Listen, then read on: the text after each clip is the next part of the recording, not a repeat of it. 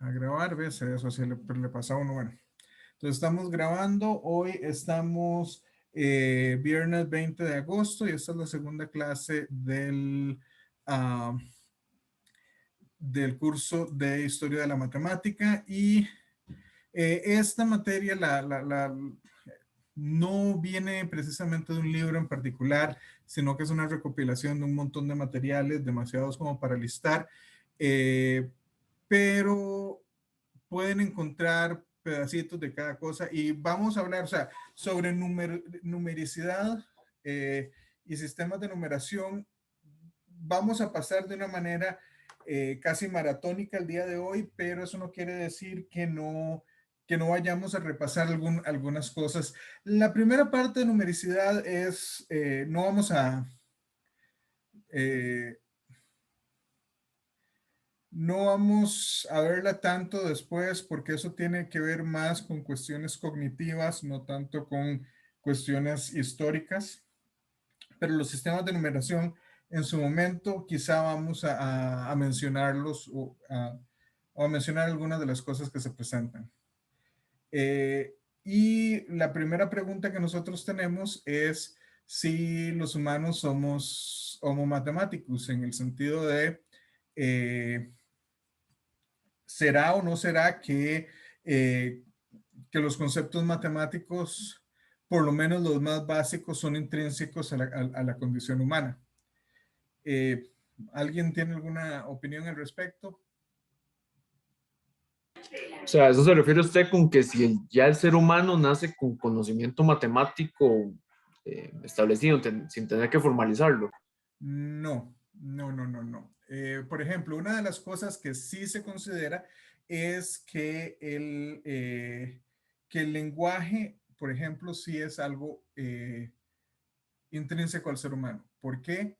Porque todas las culturas han desarrollado habla desde, o sea, desde siempre. Nunca nos hemos encontrado a un grupo humano que carezca de lenguaje.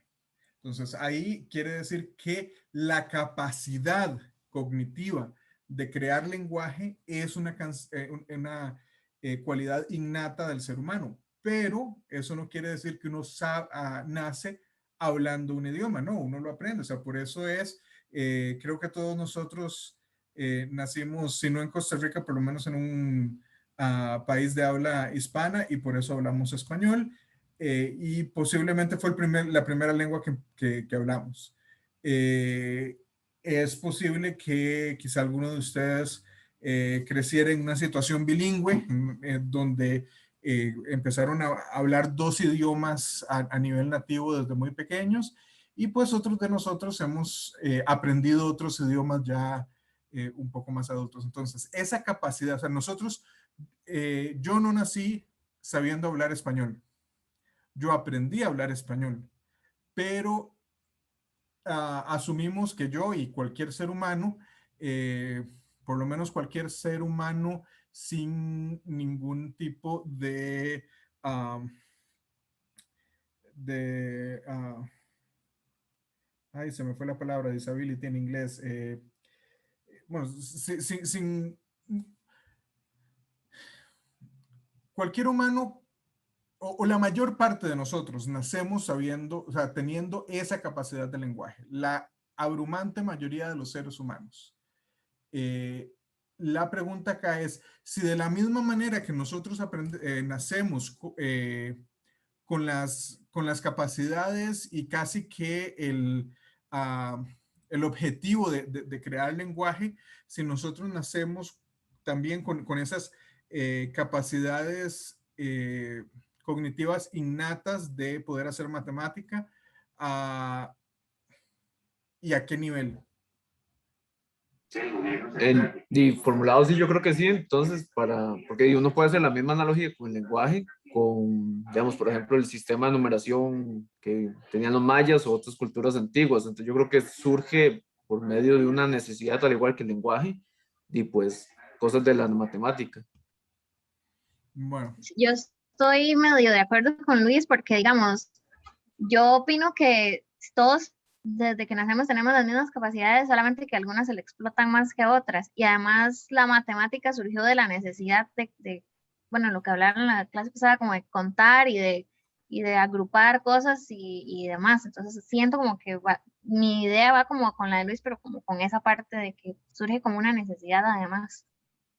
Sí, yo pienso igual que Made, porque si bien es cierto, sí, todos podemos aprender la mate y todo, o crear cosas, no todos vamos a tener la misma capacidad. O sea, siento que cada persona tiene como un fuerte, así se le explote o no se le explote, porque puede ser que usted quiera ser un matemático así, de, no sé, y ponerle mucho, pero que simple y sencillamente no se le dé, pienso yo, ¿verdad? No, no sé.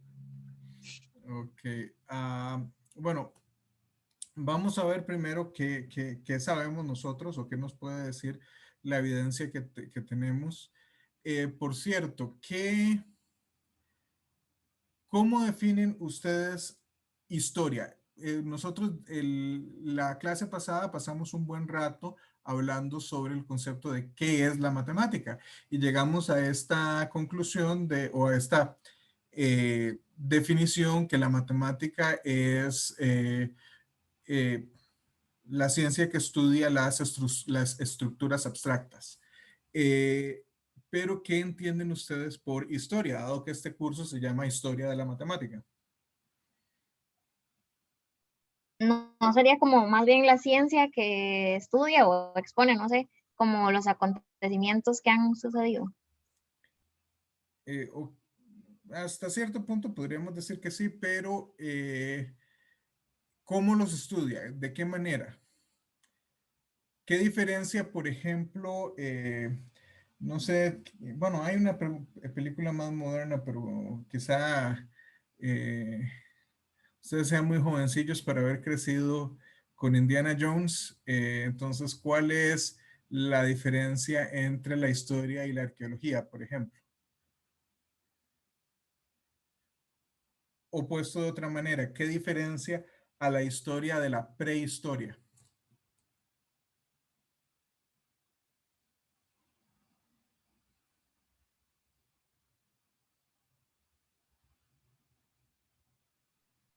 Es que, profe, con eso que acaba de decir de la historia y la arqueología, no es como la historia narra los sucesos o cuenta los sucesos y básicamente en la arqueología se pone en práctica. O sea, la historia narraría lo que se pone en práctica en la arqueología. No, lo pensaría yo como de esa manera.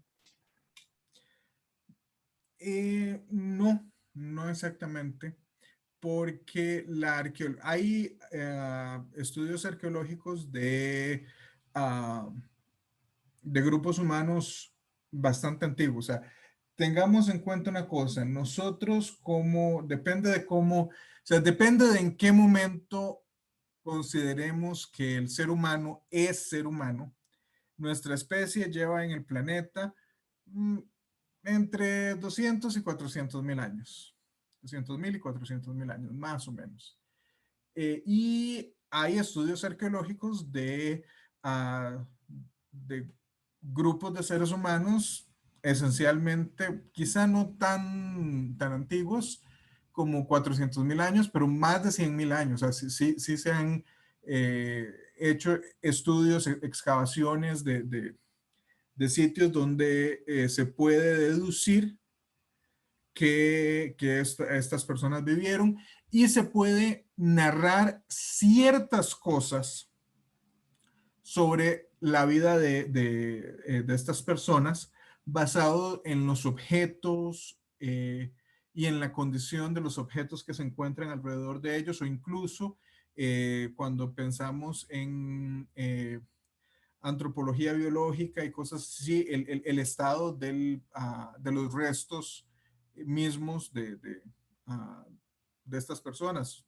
Usualmente estamos hablando de huesos porque la mayor parte de los tejidos suaves desaparecieron. Eso no lo consideramos historia. Narra muy bien y de hecho hay técnicas bastante bien descritas para ese tipo de estudio. La parte que diferencia es que la arqueología tiende a quizá ver a narrar ciertas cosas sobre las culturas a partir de los objetos que se encuentran. La historia necesita récords escritos, necesita escritura. O sea, previo a que haya escritura, no lo consideramos historia. Ahora, ahí debemos a veces hilar un poco más fino porque previo a unos, bueno, la gente piensa que Heródoto fue el primer historiador y eso es apenas un poquito más de 2000 años y hemos tenido escritura por casi 5000. Entonces, digamos que hay un hueco grande y ahí hay sus problemas en cómo distinguir previo al estudio moderno de la historia lo que tiene que ver con mito a sucesos históricos fiables. Pero en esa no nos vamos a meter tanto porque, dado que nosotros nos estamos centrando en matemática, pasada la clase de hoy, casi todo lo que vamos a ver, efectivamente nos vamos a basar en cosas para las que hay documentación. Entonces, si es historia, nosotros necesitamos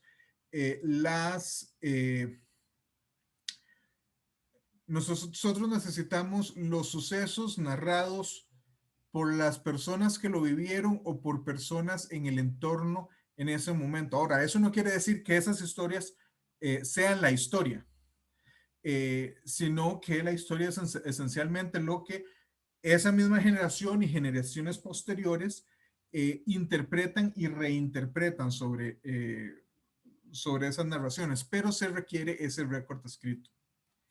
¿Alguna pregunta hasta acá? Y yo sé que Todo aquí bien, profe. estamos divagando un poco. Bueno. Profe, bueno, Sí. lo mío no es como preguntas, como comentario o no sé. Entonces, digamos, usted está diciendo que la historia se necesitan los sucesos narrados por personas que lo vivieron o basado en escritos o así. En el caso de mate, específicamente, ¿verdad? Que es lo que estamos y lo que vamos a ver.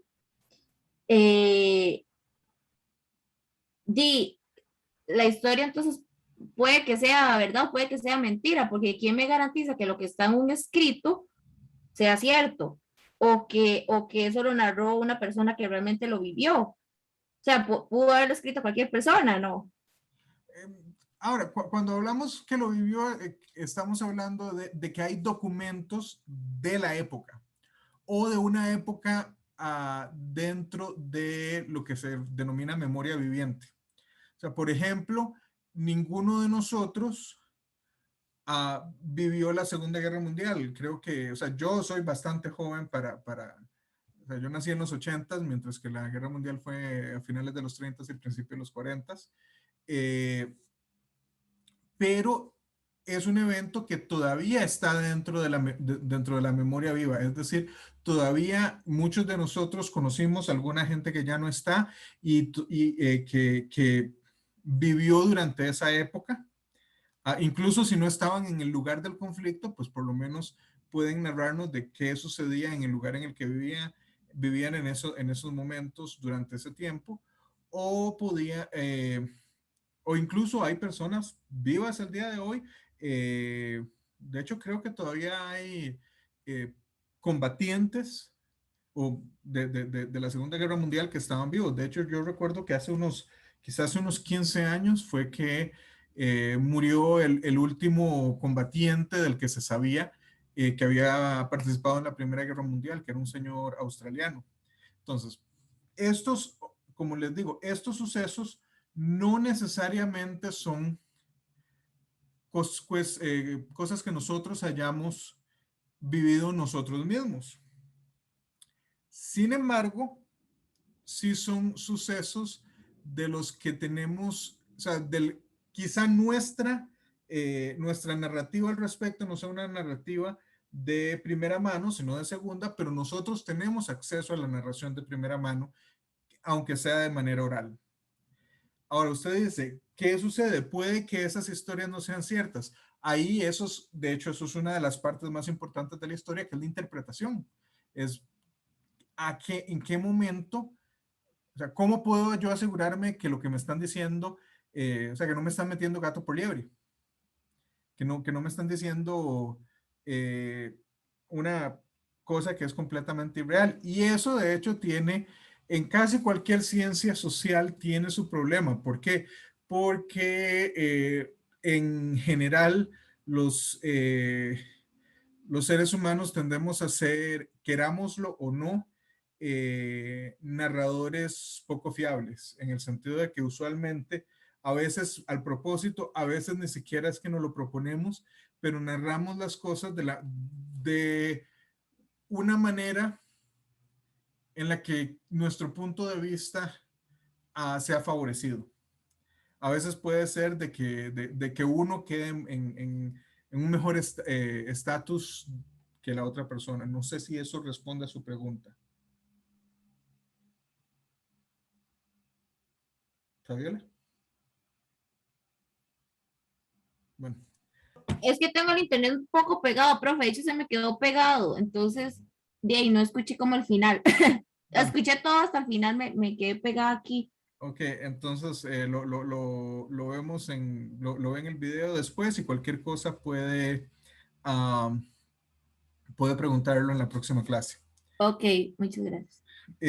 Ahora, vamos a empezar con cuestiones prehistóricas. Aquí hasta cierto punto es donde quizá podemos preguntarnos eh, qué tanto vamos a estirar ese concepto de que hay un récord de lo que estamos hablando.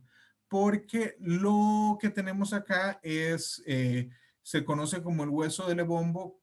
Lebombo es un lugar me parece que es en Sudáfrica. Este hueso eh, se le han hecho pruebas y se ha estimado que tiene eh, entre 42 y 45 mil años más o menos. Eh, Ustedes pueden buscar y van a encontrar cifras más exactas, pero se van a dar cuenta que son poco precisas en el sentido de que si ustedes se van a otras fuentes, tienen fechas distintas. Pero una de estas cosas, o sea, este objeto que tenemos aquí es un hueso animal, no recuerdo de qué animal provenía, eh, pero resulta que las marcas que están hechas acá siguen patrones muy regulares y, y además no son patrones que uno esperaría ver. O sea, evidentemente esos son hechos con herramientas, esos no son hechos con dientes, no son hechos por animales con garras. Eso tuvo que haberse usado una herramienta, pero también una de las cosas que vemos es que este tipo de cortes no corresponden a cortes que uno esperaría ver con algún tipo de herramienta punzocortante usada para separar la carne del hueso. O sea, posiblemente el animal del que vino este hueso en algún momento a alguien le sirvió de la cena, pero posterior a eso, estas marcas fueron hechas y no con la intención de quitar uh, la carne del hueso. Y una de las cosas que uno presume es que esto fue hecho para llevar algún tipo de cuenta de algo. No sabemos de qué, pero esencialmente era una herramienta para contar algo, para llevar récord de una cuenta de algo. Entonces nosotros una de las primeras cosas que podemos decir es que los seres humanos hemos tenido la capacidad de contar al menos desde hace como 45 mil años y posiblemente desde antes. Y hay un objeto parecido que es el hueso de Ishango. Ishango, me parece que es en el Congo, pero no me pueden verificar el dato, no, en caso de que me esté equivocando, pero me parece que es por ahí, por el Congo. Y este es un hueso es más joven. El otro, habíamos dicho, el de Lebombo era 40 a 45.000 más o menos. Este es como de 20, 22, 24.000 años más o menos. Es por lo menos 20.000 años más nuevo que el de Lebombo. Y aquí ya se ven agrupaciones, se ven las marcas como más definidas, posiblemente también la herramienta con la que fueron hechos es más fina. O sea, posiblemente esto también se ha refinado el tipo de herramienta que se usa, pero esencialmente se estima que es lo mismo. O sea, un hueso de algún animal que después de que se le haya quitado la carne para usar como alimento, ah, el hueso se usó para llevar algún tipo de cuenta. Entonces aquí, una de las cosas, y yo sé que esto es una caricatura, o sea, evidentemente, bueno, yo tengo una barba así como parecido, y si me dejo el pelo un poco más largo, posiblemente luzca muy similar a esta caricatura, pero yo sé que no necesariamente así era como lucían nuestros ancestros. Sin embargo, la idea es esta. La idea es, de alguna manera, con algún tipo de herramientas, estaba llevando las cuentas de algo. O sea, quién sabe. Ah, alguna persona del Neolítico estaba llevando cuentas de cuántas ah, cenas le había servido a otra persona, porque después, o sea, incluso antes de la existencia del dinero, la existencia de algún tipo de trueque eh, ha, ha estado presente esencialmente desde que, incluso precede al hecho de que seamos humanos. Nosotros vemos trueques por bienes o por servicios, incluso entre otros primates y en otras especies.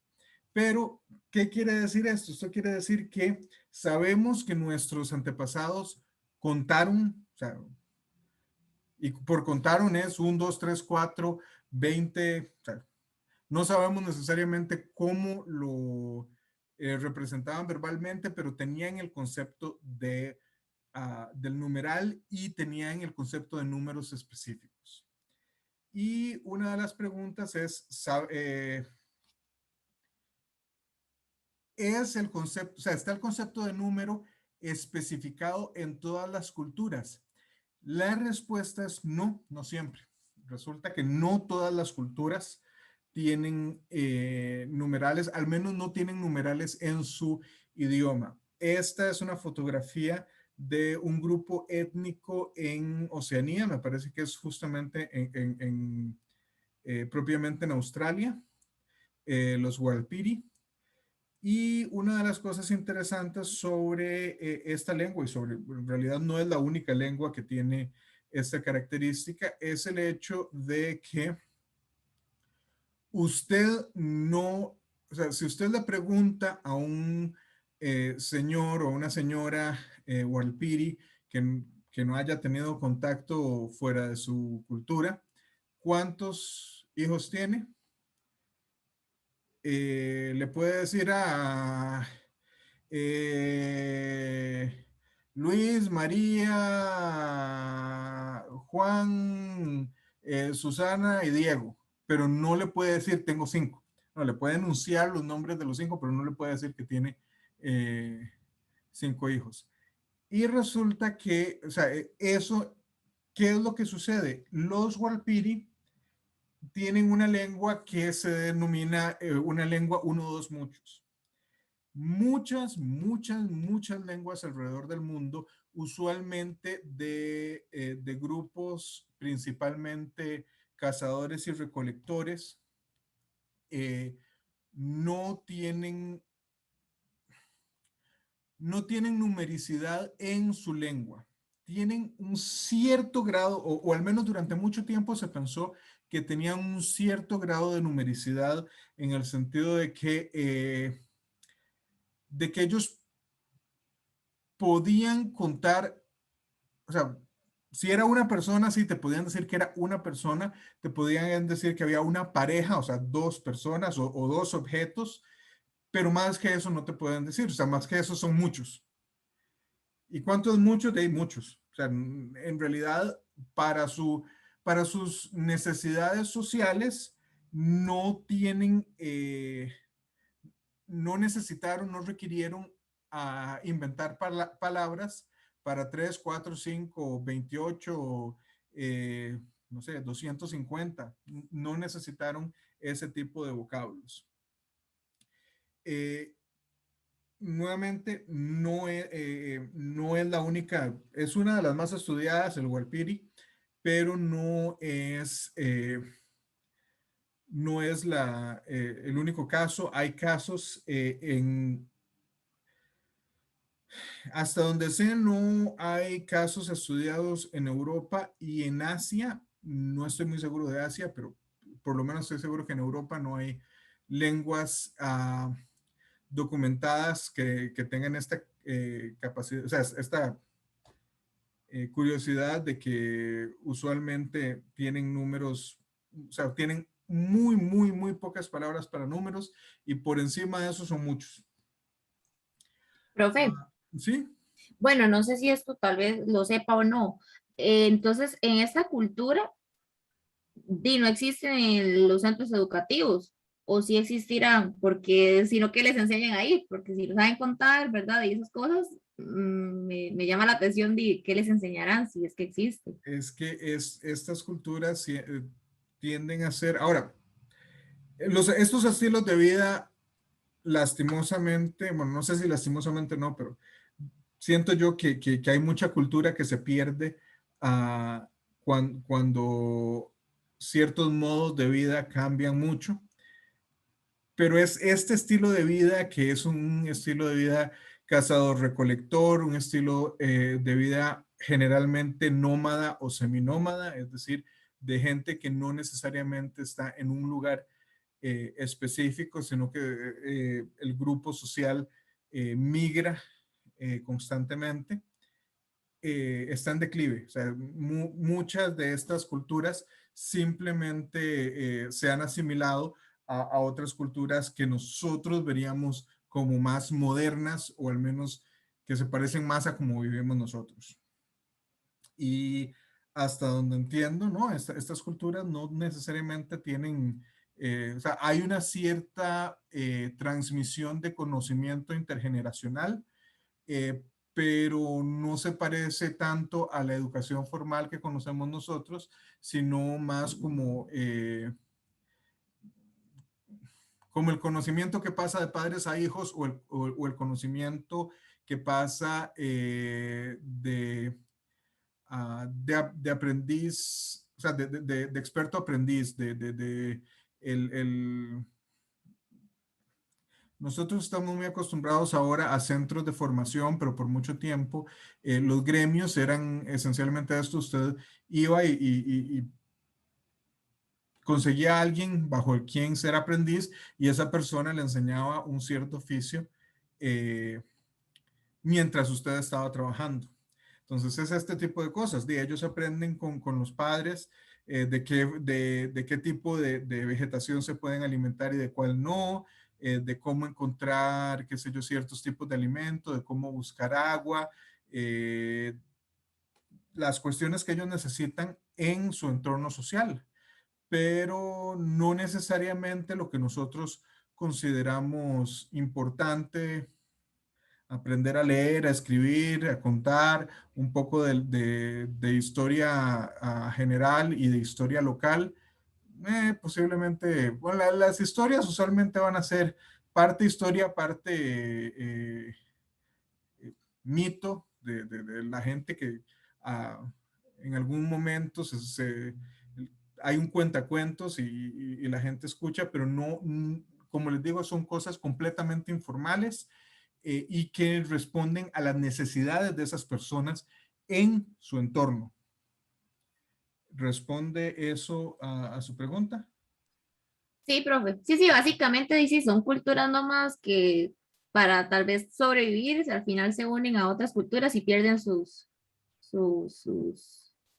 ¿cómo sería? Sus costumbres y todo esto, para tal vez sobrevivir en el mundo y que hay hoy por hoy, si llegan a salir de donde están, pensándolo así. Por cierto, no se asustan si ven, es que no sé qué tanto se vea del cuadrito que deja esto ahí, pero están haciendo arreglos por aquí, entonces, o sea, yo estoy viendo con la esquina del ojo a la gente que está en el techo como a 2 metros mío. Bueno, en fin, resulta que durante muchísimo tiempo todas las lenguas que habíamos encontrado que tenían esta característica, de que la numericidad, o sea, de que no eran 100% numéricas, porque sí habían ciertos, o sea, usualmente estas lenguas podían distinguir la unidad y por lo menos distinguir la pareja, o sea, de dos cosas. Y generalmente, o sea, hay los que son 1, 2 muchos, 1, 2, 3 muchos, 1, 2, 3, 4 muchos, que esencialmente son los que tienen, o sea, son los numerales que reconocen, por alguna razón necesitaban reconocer hasta 4 objetos, pero la verdad eso quizá alguno podría buscarlo y ver si hay lenguas que tienen esta cuestión de una numericidad muy, muy baja, pero que tengan, qué sé yo, hasta 6 o una cosa así, porque yo creo que yo he escuchado de 1, 2, 1, 2, 3 y 1, 2, 3, 4. Y por mucho tiempo se pensó que sí, que todas las lenguas tenían por lo menos un par de números, o sea, un par de ideas numéricas o un par de vocablos numéricos, hasta que se encontraron con los Piraja. Los Piraja, si ustedes ven acá, esta imagen se le atribuye a Dan Everett, y Dan Everett es un antropolingüista que se especializa justamente en lenguas de la Amazonia, y esta es una lengua que no había sido documentada previo a más o menos cuando yo nací, por ahí a principios de los 80s. Y este señor decidió que uno de sus proyectos iba a ser describir la lengua de este grupo étnico.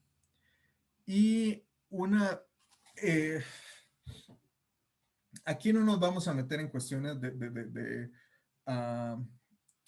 conceptos lingüísticos, pero los Piraja, la lengua Piraja es una lengua que ha causado un poco de discusión, de buena discusión en el campo de lingüística, porque hay muchas cosas que, según varios de los pirajistas, de la gente que se ha dedicado a estudiar piraja, que son completamente diferentes de estas lenguas a otras lenguas. Una de las cosas que parece que no se puede hacer en el piraja, por ejemplo, es anidación.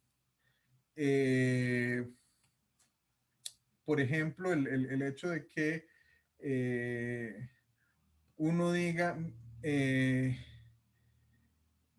no sé, la hermana del esposo de mi prima, por poner una cosa. Entonces, eso es anidado. ¿Por qué? Porque sabemos que, o sea, que yo tengo una prima, esa prima tiene un esposo y ese esposo de mi prima tiene una hermana.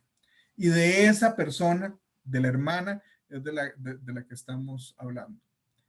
Eso es anidad, eso es un concepto que se llama anidación, que se consideraba, o de hecho todavía mucha gente lo considera, como uno de los pocos universales lingüísticos, o sea, algo que se podía hacer en todas las lenguas. Si le creemos a don Dan Everett y a varios otros pirajistas, en el piraja no se puede hacer esto. O sea, no hay estructuras de anidación de este tipo. ¿Cómo hablarían ellos sobre la hermana del esposo de mi prima? No sé cómo hablarían de esa persona en particular. Pero otra de las cosas que parece ser en el piraja es que no tienen, son esencialmente numéricos. No tienen palabras para el individuo, para uno, No tiene palabras para 2, no tiene palabras para 3 ni 5, nada. Lo único que tienen son para pocos o muchos. Y depende a quién le cree, es como pocos, muchos o muchísimos, pero casi toda la gente dice que son 2 palabras, pocos y muchos. Y una persona, 1 es pocos, 2 es pocos, 5 son muchos, 10 son muchos. Y parece que a veces, depende del contexto, 4 o 5 pueden ser muchos, pueden ser pocos, depende del contexto.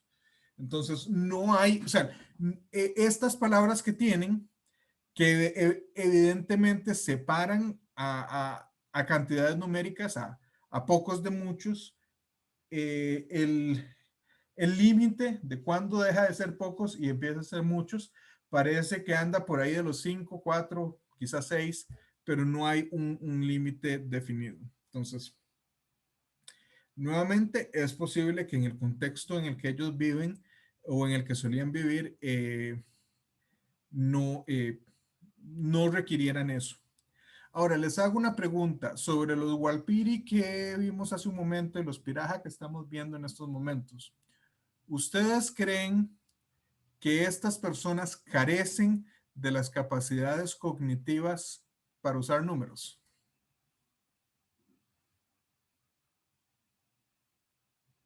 ¿Ustedes creen que, o sea, ellos no cuentan, pero eso quiere decir que no pueden contar? No, yo creo que no. No, Yo creo porque que tienen una noción de ¿cómo sería esto? Tienen una noción de contar, pero no es la que nosotros utilizamos. O sea, lo utilizan a lo que ellos saben y han implementado durante bastante tiempo. O sea, no ha llegado nadie que les diga, mira, es que se cuenta así, así, así, porque hace años empezó a contar así en otras culturas, pero lo pueden aprender, digamos. Ok, sí y no. ¿Ustedes ven el cursor cuando lo muevo? sí, bro. Sí, ok. Sí. Ven este muchacho, esta pantaloneta parece una pantaloneta bastante moderna, igual que la del muchacho de atrás atrás. Esta muchacha, la camiseta parece ser una camiseta de punto, igual que el de esta señorita de acá. Esos son tejidos que no son tejidos naturales. Esos son tejidos producidos de manera industrial, lo cual quiere decir que esta gente tiene cierto grado de contacto. Ellos viven en la cuenca amazónica, pero tienen contacto y tienen un cierto tipo de comercio con, están en área brasileña, así que me imagino que con personas que hablan portugués. Y resulta que entre más estrecho sea el contacto, y esto no se ha visto únicamente con el piraja, el asunto es que el piraja es la lengua más extrema de la que conocemos o de la que pensamos conocer, porque hay gente que dice que Everett está equivocado y que simplemente no ha encontrado la manera de licitar las palabras para 1, 2 o 3. Pero en fin, lo que sí se ha demostrado es que en esta y en muchas otras lenguas, cuando las personas más jóvenes entran en contacto con otros grupos humanos que sí tienen numericidad lo suficiente como para empezar, como para que ya sea que ellos se vuelvan bilingües o que se cree un tipo de lengua criolla, de lengua mixta entre en este caso el piraja y el portugués brasileño, me imagino, de estas personas eh, importan a su cultura los números. Y las personas más jóvenes aprenden a contar con bastante facilidad. Y hago hincapié en esto. No sé cuáles sean las edades, pero creo que algunos de ustedes ya deben tener más de 25 y algunos deben estar por debajo de 25. Parece que aproximadamente ese es el límite en el cual se parece que nosotros la plasticidad en el cerebro va disminuyendo y hay una disminución más grande alrededor de los 25 años de edad.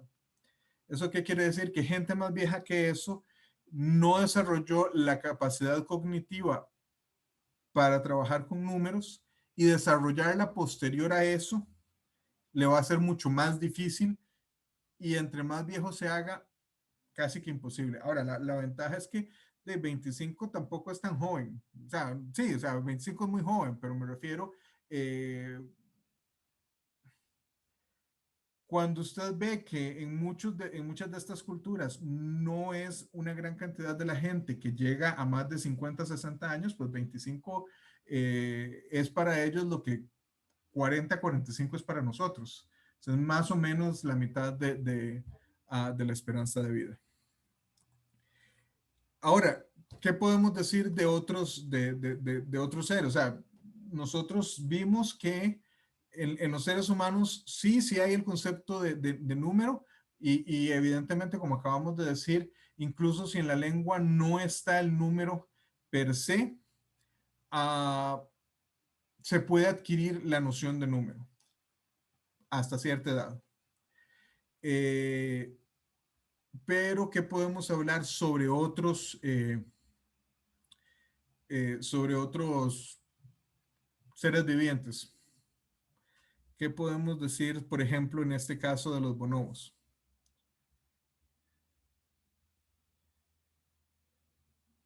O en general de otros animales.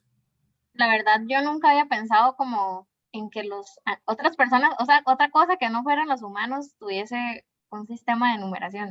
En ese momento, cuando apareció ese mono, yo me quedé como, ¿qué? Porque nunca ni siquiera Es, había pensado en eso, digamos. es que yo, no es que lo había pensado, pero ahora que el profe pone en la imagen, incluso pienso, por ejemplo, estaba este gorila, creo que se llama Coco, que hablaba lenguaje de señas. Entonces, a través de una práctica de demás y podía hablar. Entonces, qué tan imposible podía ser que tuviera la concepción de un número, ¿verdad?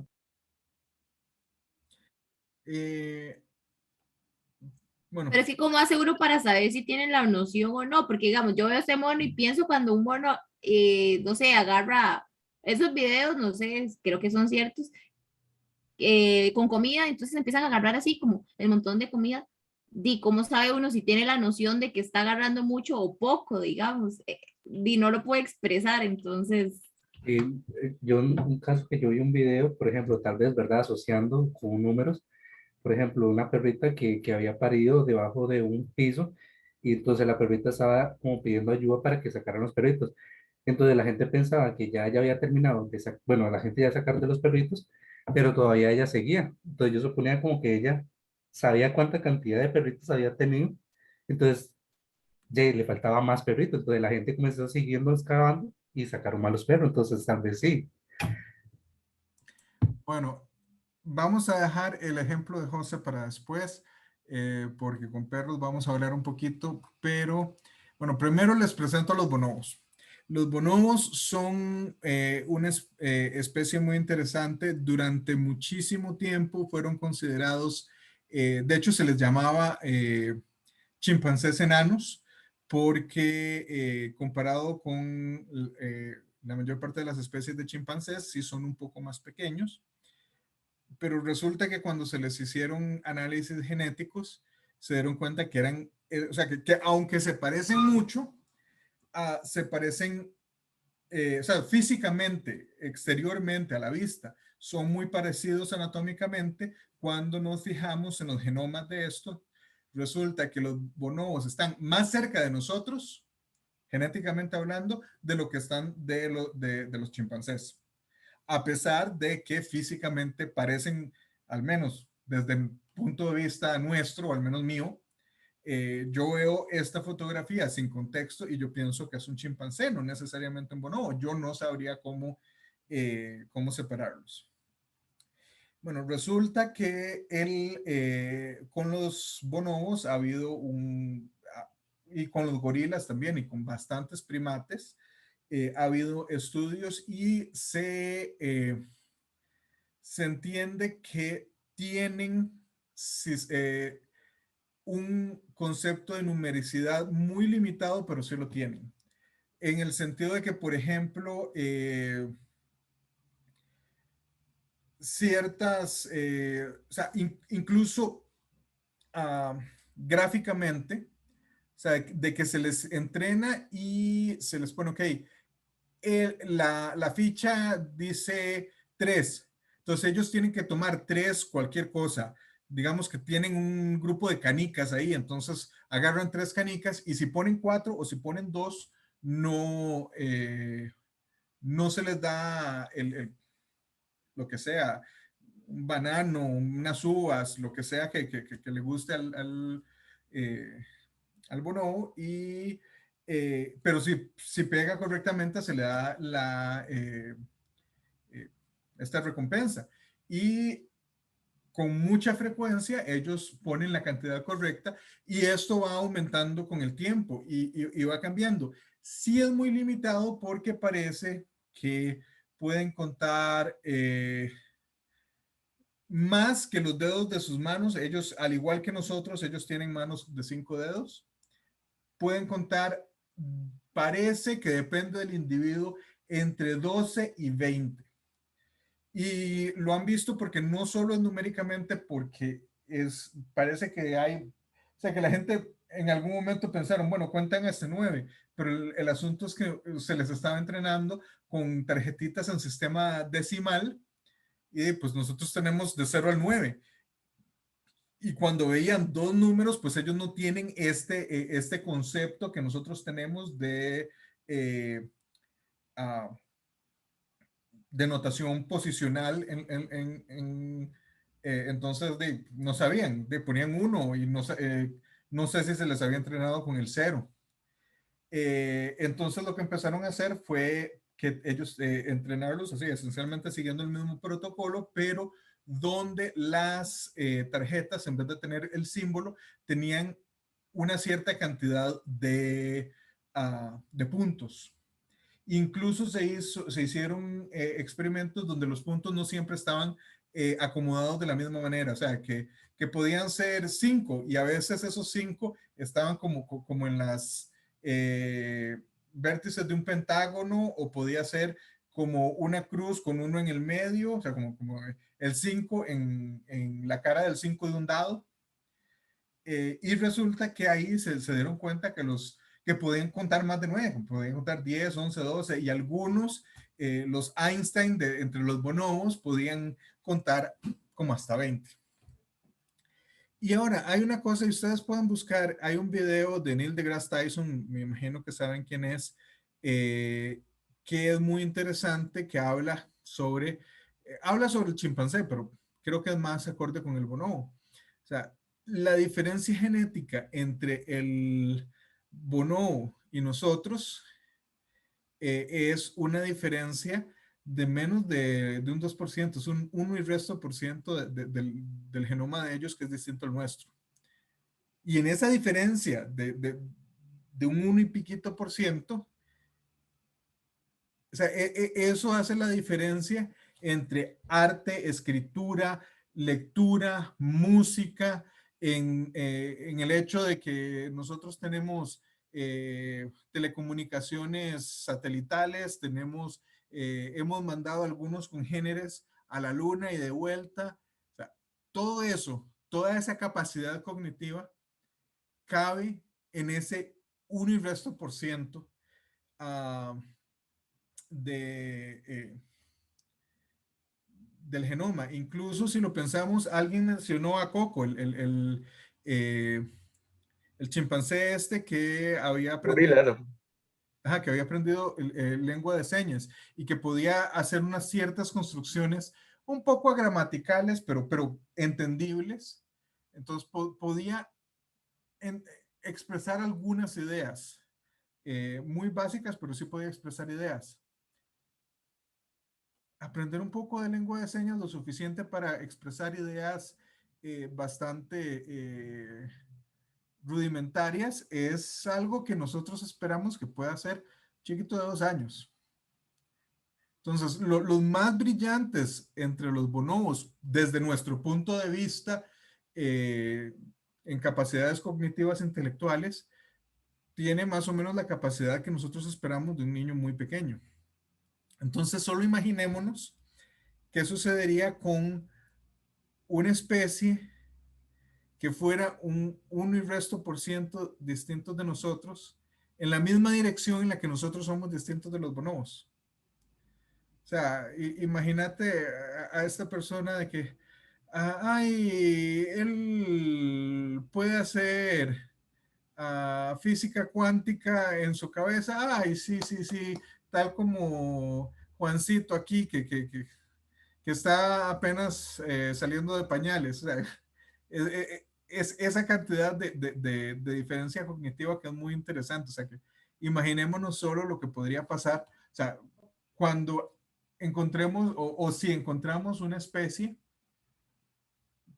o sea, cuya diferencia sea así, o sea, la misma diferencia que hay entre nosotros y un bonobo o un chimpancé sea la diferencia que hay entre ellos y nosotros. Bueno, en fin, dejemos de filosofar ahí y no sé si alguno ha hablado, ha escuchado de Alex, el loro gris. Alex es una cacatúa gris africana. Alex se le puso este nombre en parte porque viene de Alexander, eh, que esencialmente está presente en casi todos los idiomas, por lo menos de origen europeo. Eh, entonces lo entendemos, pero también es Avian Learning Experiment. O sea, eso es un acrónimo. Y Alex nació en 1976 y en el 77 fue, diríamos, reclutado, o sea, en realidad fue comprado por un laboratorio para hacer experimentos sobre aprendizaje no humano. Y Alex hablaba, evidentemente tenía un vocabulario muy limitado, pero Alex podía expresar ciertas ideas verbalmente en inglés. Y en inglés, claro, porque fue la lengua nativa de las personas que lo entrenaron. Y resulta que Alex, entre otras cosas, podía contar. Eh, Podía contar, o sea, se le podía preguntar, no sé cuántas fresas hay aquí, y si decía el número correcto de fresas, se le daban las fresas para que se las comiera. Y parece que Alex podía distinguir cantidades de 1 a más o menos 6. A veces, a veces reconocía menos, a veces reconocía 7, pero difícilmente reconocía más de eso de una manera consistente. Entonces, Profe, sí, pero ahí de hecho donde yo tengo una duda. O sea, tanto los loros como los bonobos, como los perros, como en general lo que usted entrene para que siga ciertas indicaciones u órdenes, es eso. O sea, uno los está entrenando para, entonces ellos como que dice, acostumbran a que si ven esto, no sé, eso equivale a 5. O realmente existen estudios que digan, sabe contar hasta cierto punto, que fue lo que usted dijo, que tienen un concepto de numericidad, pero limitado. O sea, en sí existe o es porque uno les enseña eso. o sea, cuando nosotros hablamos de numericidad es poder distinguir una cantidad de otra. Y ellos claramente pueden distinguir, o sea, porque evidentemente se le da mediante un tipo de recompensa, pero o sea, ellos reconocen cantidades limitadas, pero ellos reconocen ciertas cantidades y las pueden nombrar y si se les indica que tal es la cantidad, ellos pueden recoger una cierta cantidad de lo que sea que se está usando, el tipo de token que se esté usando, eh, y pueden recolectar un número específico. Entonces, lo que decimos es que sí tienen el concepto de numericidad en el sentido ese, que pueden distinguir una cantidad de otra con precisión de manera más o menos estable. No quiere decir que el concepto de número sea exactamente el mismo concepto de número que tenemos nosotros, como esa abstracción de que 5 es, o sea, como un concepto abstracto que pueden ser 5 personas, 5 días, o sea, podemos verlo con diferentes formas, pero ellos sí pueden hacer como 5 objetos del objeto puntual que se le esté dando, entonces sí pueden reconocer cantidades distintas. Sí, es que eso va de la mano con el experimento, porque obviamente si todos los 5 que le ponen es azul, pues el animal, pues por puro patrón va a eso, ¿verdad? Pero y si de la mano del experimento son diferentes formas de reconocer el número y demás, pues entonces sí lo está reconociendo. Ajá, correcto, por eso pregunto, porque si todo es del mismo color y todo es igual, entonces dice, ya como que no sé si es la palabra correcta, pero lo memoriza, entonces por eso decía, pero Pero, ok, está bien. usted lo que me está diciendo, ¿qué es lo que memoriza?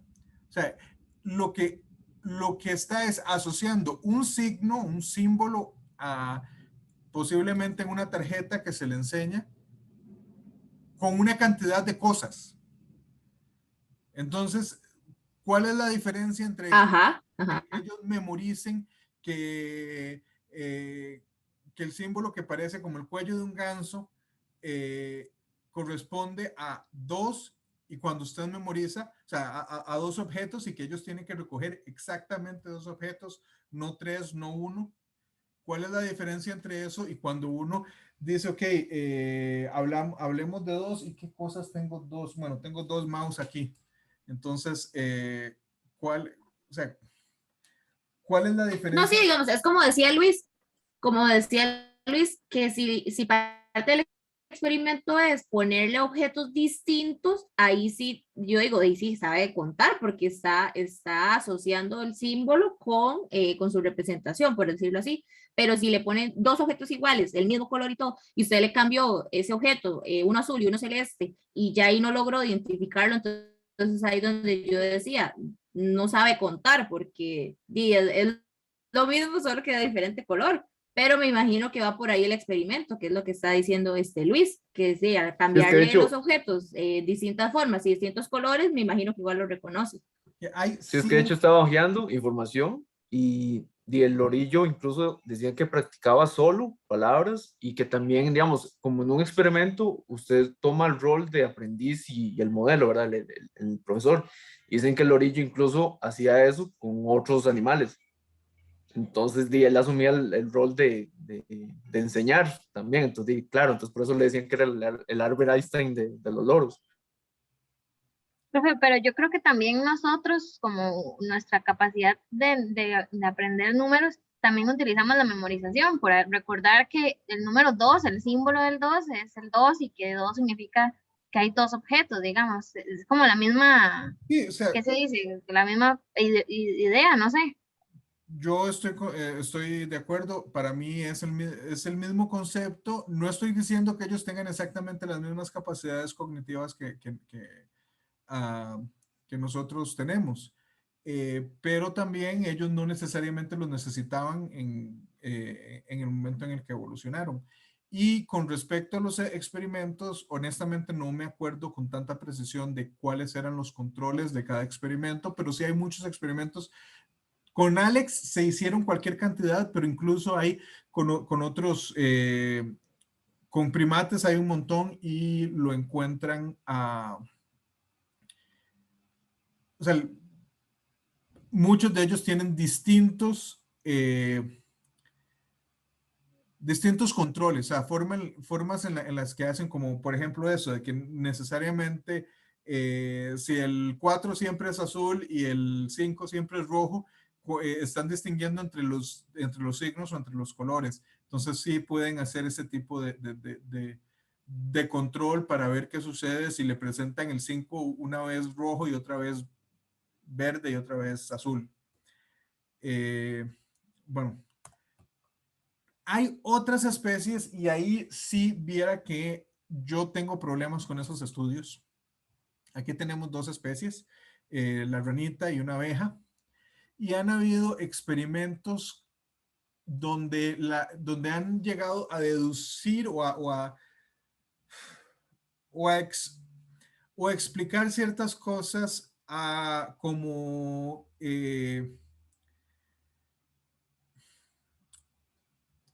explicarlo como numericidad, el resultado del experimento, que yo no estoy del todo de acuerdo. por ejemplo, con esta ranita, que se me fue el nombre de la especie en general, pero con esta rana se hizo un experimento donde se le ponían bolitas de un cierto material comestible y se le ponían o sea, a vista de él solo podía ir, o ella, no sé, la verdad, solo podía ir a uno de los dos lados y en uno habían visibles 8 bolitas y en otro 4 bolitas. Y uh, concluyeron que entonces tenía una cierta numericidad porque podía distinguir entre 4 y 8. Y ahí yo no me lo trago, yo no, o sea, a mí lo que me parece es que el bicho puede distinguir que ese poco que hay ahí que son 4 son menos que ese poco que hay ahí que son 8. Nosotros sabemos que son 4 y 8. Para mí el sapillo dice, o la ranilla, no sé, dice, aquí hay más, que hay menos y solo puedo ir a una, entonces voy a donde hay más porque termino con la panza más llena. Tal vez como la misma idea que tienen esos los pirajas, algo así, que eran como muchos y pocos y ya, eso es todo. Sí, esencialmente, o sea, quizá a ese grado, o sea, si lo explicamos con ese grado de numericidad de más y menos, y podríamos decir, bueno, mayor y menor son conceptos hasta cierto punto matemáticos, pero yo no me lo termino de tragar con uh, estas especies en particular. También se hizo con el que vemos abajo, que son abejas, donde se les entrenó de manera que creo que eran 2 puntitos en un lado y 3 puntitos en otro, y creo que era con los 2 puntos, el néctar era más dulce, y como ellas andan buscando cuestiones dulces, pues entonces era mejor ir a esas flores donde habían 2 puntos, y después se escondieron en la naturaleza lugares con estas especies de flores donde habían 2 puntos y 3 puntos también indicados. No sé cómo hicieron el control porque puede ser, o sea, no leí el experimento con tanto detalle, pero uno podría pensar, bueno, ¿y qué sucede si lo que están distinguiendo es la flor? No sé si usaron flores muy, muy cercanas o cuál fue la idea, pero también al mismo tiempo, yo no creo que ahí estén distinguiendo el 2 del 3. O sea, para mí no están distinguiendo numericidad. Lo que están distinguiendo es una cierta pista que se les da que indica, o sea, están aprendiendo que un cierto símbolo indica más dulzura en el néctar que van a recopilar. Eh, no estoy seguro que yo llamaría eso numericidad, pero están estudiados. Ahora, ¿quién había sido el que había mencionado a los perros? José, me parece. Bueno, por cierto, esos son mis tres perras, pero de la misma manera hay quienes dicen que los perros pueden contar y hay gente que ha asumido que los perros pueden contar y resulta que hasta donde sabemos no. O sea, lo que se ha podido comprobar por experimentos, resulta que los perros no cuentan. En este caso que había contado, sí fue José, ¿verdad? Que la perrita sabía que no habían sacado eh, todos los cachorros, pues pueden haber mil otras explicaciones de por qué podría ser. Podría ser que por olfato, o sea, todavía había más ahí, o podría ser no necesariamente por números, sino porque de los perros, igual que los humanos, crean lazos distintos con distintos individuos. De hecho, yo les puedo decir que tengo 3 perros, que cualquiera de ellas, la relación o sea, la relación de esta negra con esta machilla no es la misma que de esta negrita con esta blanquita. No, o sea, ellos sí se relacionan con el individuo. Y pues podría haber sido que o sea, que ellos ya crearon una cierta relación o sea, la madre creó una cierta relación con cada uno de sus cachorros y que recuerda que no ha visto pasar a un cachorro en particular y que por eso era que no se iba. Y también resulta que, o sea, lo que muchas veces se ha visto con los perros es lo que se llama el efecto de Clever Hans o el efecto de Hans el Listo. Y ustedes me pueden preguntar, bueno, ¿cuál es el efecto de Hans el Listo? Bueno, Hans era este caballo nacido al puro final, como en 1899 o 1898, una cosa así, y por ahí de 1905, ahí le pertenecía a este señor, que se me olvidó el nombre del señor, pero pueden buscarlo, es un caso profundamente bien documentado. Hans le pertenecía a este señor y este señor se dio cuenta que Hans podía contar, incluso que podía hacer operaciones matemáticas, por lo menos operaciones aritméticas, que podía sumar, restar, multiplicar y dividir. Y esto, o sea, el tipo hacía, en algún momento lo vio tan interesante que empezó esencialmente a hacer un show de eso, o sea, de la misma manera que nosotros vamos a ver un show de magia o una obra de teatro, pues este señor cobraba entrada y en algún lugar y hacía sus trucos con Hans contando. Y pues mucha gente, esto fue en Alemania, eh, era esto novedoso de la idea de una capacidad aritmética tan alta en un animal. Y hubo varias gente que trató de probar qué sucede con o sea, ¿qué era lo que estaba pasando ahí? Muchos llegaron a la conclusión que de verdad que Hans podía sumar, restar, multiplicar y dividir. Hans es a caballo, por cierto. El señor creo que era Wilhelm o Wilfred o algo así. Entre la gente que trató, después de varios intentos fallidos o varios intentos que habían concluido que el caballo evidentemente podía hacer matemática y contar números altísimos, llegó este señor que no voy a tratar de pronunciar el nombre porque posiblemente, o sea, Oscar, no sé cómo pronunciar ese apellido, pero este señor no se la creía, entonces, como buen científico, había un poco de escepticismo al respecto. Y el señor empezó a ver, bueno, ¿y qué sucede en este caso? ¿Por qué es que no estamos, o sea, por qué es que estamos encontrando este problema? O sea, esta evidencia de que el caballo cuenta. Y al final ideó una manera muy sencilla de probar eh, si, si Hans de verdad contaba o no. Y se dieron cuenta de que el que contaba no era, creo que Wilhelm era como se llamaba el señor, no era Hans, era Wilhelm.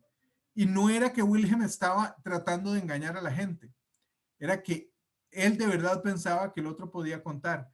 ¿Y qué sucede? Bueno, los perros y los caballos son animales domésticos, son animales que han convivido por muchas generaciones con los seres humanos y de hecho nosotros hemos hecho una selección, o sea, desde hace decenas de miles de años al menos al día de hoy, pues durante ese tiempo hemos seleccionado tanto en caballos como en perros y otros animales domésticos, eh, escogidos de una cierta manera que nos sea convenientes a nosotros. Cuando empezamos con los lobos, la teoría a la que más se le da crédito el día de hoy es que el, de que primero nos quedábamos con los cachorros que eran más sociales con los seres humanos, y a lo largo de muchas generaciones, pues entre las cosas que hemos, queriéndolo o no, que hemos llegado a crear en nuestros caballos y perros modernos, es que ellos están muy acostumbrados a notar, o sea, son muy buenos notando ciertas pistas que nosotros damos, incluso de manera inconsciente. O sea, no sé si a ustedes les ha pasado que si tienen perros y que quizá uno llega cansado y de mal humor, y que los perros, uno no les dice nada más uno entra y ellos lo ven inmediatamente, así como que se van para la esquinilla y como, mira, mejor no lo jodo para que no me regañen. Eso es algo muy común con los perros. Bueno, ese tipo de cosas es simple y sencillamente que ellos notan pistas sobre nosotros. ¿Qué sucedía en el caso del caballo Hans? Bueno, lo que sucedía en este caso era que Hans no, lo que él notaba era, o sea, la forma en la que él contaba era que eh, el casco lo ponía contra el piso y empezaba como a hacer sonidos con él. Y así era como él contaba. Y claro, Don Wilhelm, que él sabía, iba llevando la cuenta y sabía cuál era el número al que tenía que llegar. Y en ese número, no sé, aunque fuese de manera muy sutil e inconsciente, era como, ay, llegó ahí. Y en ese momento el caballo se daba cuenta y paraba. Y claro, eso hacía que el dueño estuviera contento con él y posiblemente le diera, no sé, un cubo de azúcar, una zanahoria, lo que fuera. Entonces el caballo estaba contento y se había acostumbrado eh, a ver ese tipo de situación. ¿Qué fue lo que este señor Oscar, ese apellido que vimos, eh, el experimento que hizo? Bueno, puso las cartas de tal manera que cuando las cartas se descubrían, el caballo las podía ver y el dueño no. Y el caballo no podía contar. En ese momento el caballo dejó de poder contar. Entonces, ¿qué era o sea, esa era la conclusión, y a eso se le llama el efecto de Clever Hans, o el efecto de Hans el caballo, de Hans el listo, como lo pueden encontrar así en la literatura, que es cuando se le aduce una cierta capacidad cognitiva a un animal, en particular un animal domesticado, y en realidad lo que el animal está haciendo es que está viendo la reacción de la persona que le está conduciendo el experimento. Entonces, hasta donde sabemos, eso no quiere decir que no hayan experimentos posteriores que concluyan mediante una metodología distinta que, que quizás sí, los caballos y los perros pueden contar, pero hasta donde sabemos, no, ellos no pueden. Lo que pueden es leernos muy bien ciertos estados de ánimo. Eh, ah, en realidad, pensaba entrar en cuestiones de sistemas de numeración, pero pasamos hablando un poco más del tiempo que esperaba en varias de los, especialmente en esta parte con los bonobos y con Alex. Está bueno, de hecho es parte de la clase poder dedicarle un rato eh, a reflexionar al respecto, pero también quiere decir que no me alcanzó el tiempo para esas. Son las 2:20 y yo creo que nos llevamos más o menos el mismo tiempo que nos llevamos en esto con los sistemas de numeración. Entonces, la pregunta que les haría acá es si tienen preguntas al respecto de algo hasta este punto. Yo tenía una duda, pero no sé si, o sea, es que lo de las abejas me dio como curiosidad porque tal vez no es como contar, pero los panales tienen unas formas especiales que no son cualquier forma, que son hexágonos, y eso no se puede decir como que saben contar la cantidad de lados de sus, no sé, casas, digamos, para que sean fuertes y resistan X o Y situaciones. O sea, eso fue como una pregunta, me surgió así como, no sé por qué, pero tal vez se pueda considerar eso, pero tal vez no es una duda, sino como algo que como una idea que me surgió así de la nada, digamos. Ok, el asunto es,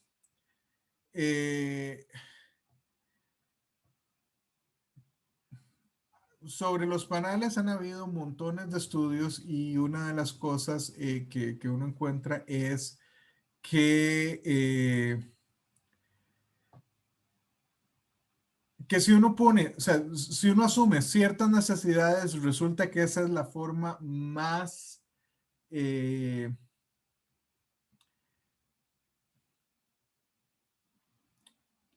más efectiva de construirlos. Cuando estamos hablando de ciertas formas, o sea, el hexágono, lo único que sería más estable que un hexágono en esa situación sería un triángulo. Pero ¿qué sucede? El triángulo, el, el, eh,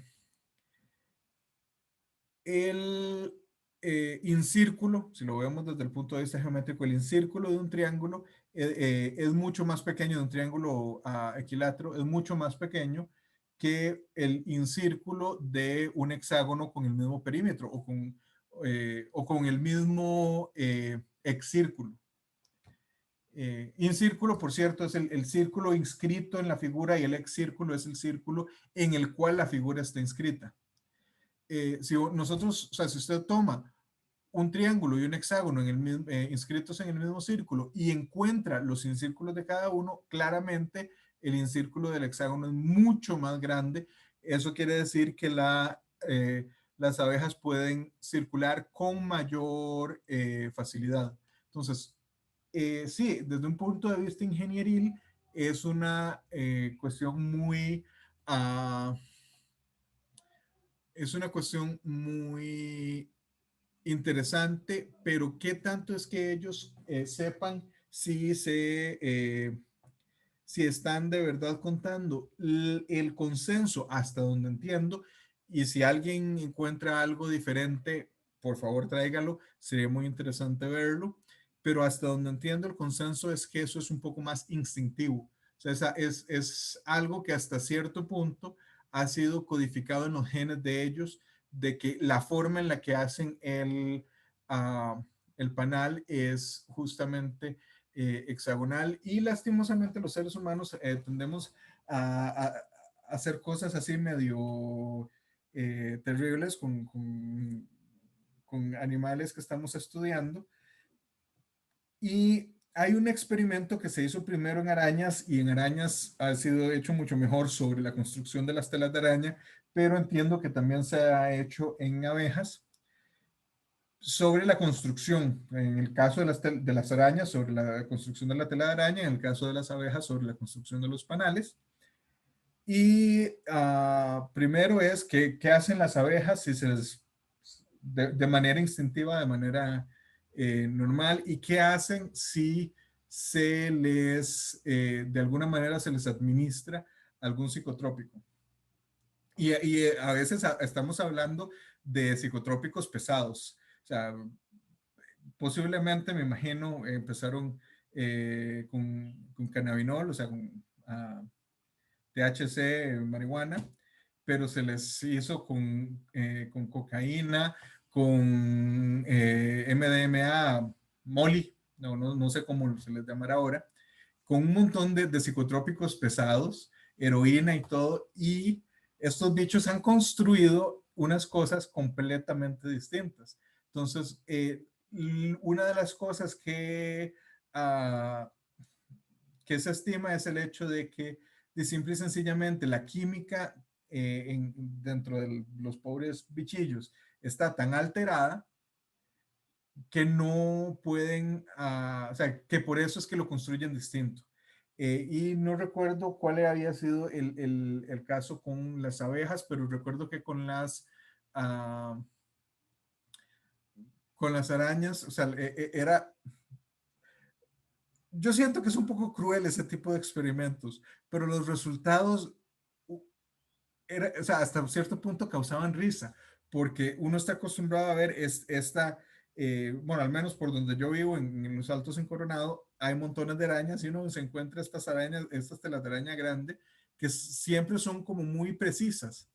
Y resulta que esta gente con especies que hacía telarañas parecidos, si les daban cuestiones así, tipo marihuana, entonces más bien eran como todas amorfas. Si les daban cocaína, más bien eran como, o sea, en vez de tener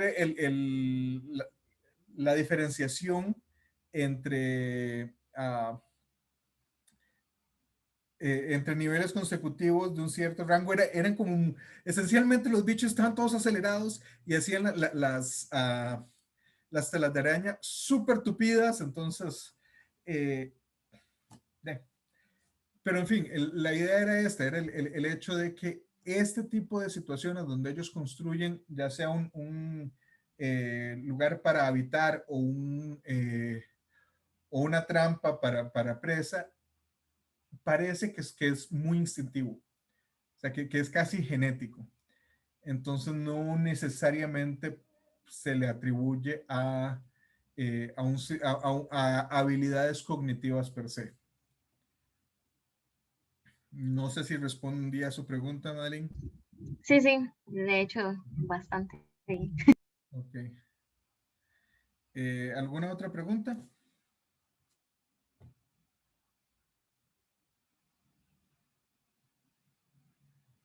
Bueno, si no tenemos más preguntas, podemos quedar acá. Nuevamente les recuerdo, el lunes si vamos a tener clase, si son, es la clase, perdón, el lunes. Estoy pensando, es que yo llevo años de siempre tener el mismo horario, lunes y jueves, y ahora no es el martes. El martes a la 1 nos vemos y tenemos la clase. El viernes sí va a haber clase, va a haber, es una charla sobre socioepistemología aplicada en la didáctica de la matemática. La va a dar el doctor Rodolfo Fallas, pero yo no voy a estar presente. Sin embargo, la idea es, bueno, primero que ustedes conozcan de este tipo de metodología y segundo, porque ustedes van a tener que, desde ese enfoque, o utilizar ese enfoque para la segunda reflexión unas semanas después. ¿Alguna pregunta? No, bueno, entonces podemos concluir acá. Nos vemos el martes. Muchísimas gracias, profe. Gracias, profe. Muchas gracias, profe. Profe, Gracias, profe. ¿se puede crear un toquecito para hacer una consulta? Ok, entonces nada más déjenme parar la grabación para... ok. Por aquí hay cómo parar la grabación, sí.